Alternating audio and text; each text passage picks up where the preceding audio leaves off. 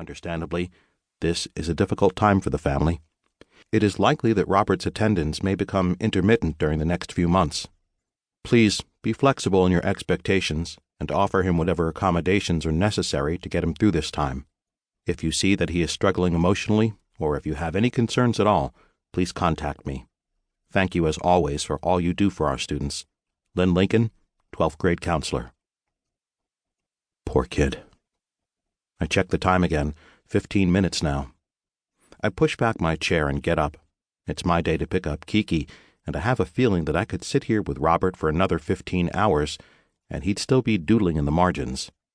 In fact, he's so caught up in his head that he doesn't notice me approach or say his name. When I place my hand on his shoulder, he jumps. Sorry, I didn't mean to startle you. His eyes fall on the test in front of him, and he seems surprised that he's only addressed a couple of the questions. Oh, shit, he mutters, then immediately follows that with an apology for his language. It's okay. I pull a desk up close to his and sit. A rough day yesterday. Yeah, pretty rough, he says quietly. Anything I can do? He looks up at me, and his eyes seem to search mine like he's measuring the sincerity of my question. Suddenly, I have a feeling the one thing this kid needs is the one thing I can't give him. A hug, or maybe a friend he can really talk to. No, he says, palming the back of his neck. But thanks. You look tired. Depressed is what I'm really thinking. When he doesn't respond, I decide to make one of those accommodations Ms. Lincoln spoke of. You know, you don't have to take this test, I say, reaching for it. I'm not worried about your mastery of this unit. You've mastered it. I can just double your last... No, I can take the test, he says, flattening his hand on the paper to hold it in place. I notice he's not wearing a class ring. Okay, but, I have a daughter. She's going to be pretty upset if I don't pick her up from her daycare before dark. He drops his head and then, suddenly agitated, runs his hand over his short blonde hair a few times, then sighs heavily. I'm sorry, Mr. Mack. He grips his pencil and punches down the lead a few clicks.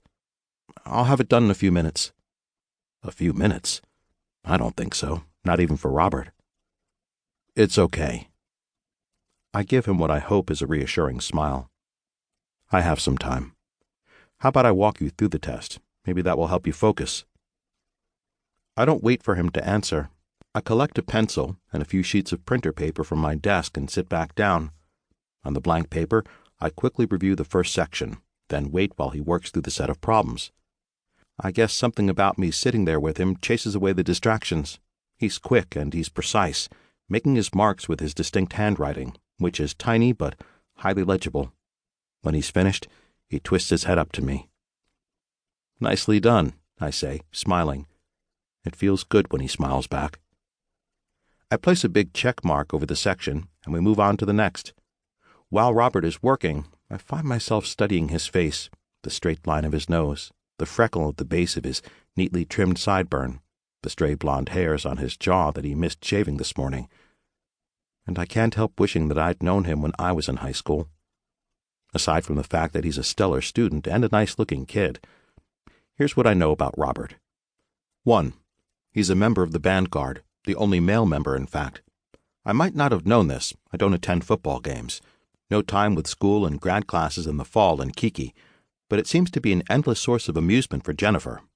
2. He has a boyfriend, Nicholas Taylor, Nick. Cheerleader, ditzy blonde, ghetto queen. Jorge. All the kids call him that. Jorge? Jorge.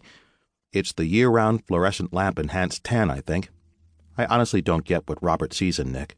The kid's a pretentious, over-the-top party boy. Not his type at all. 3.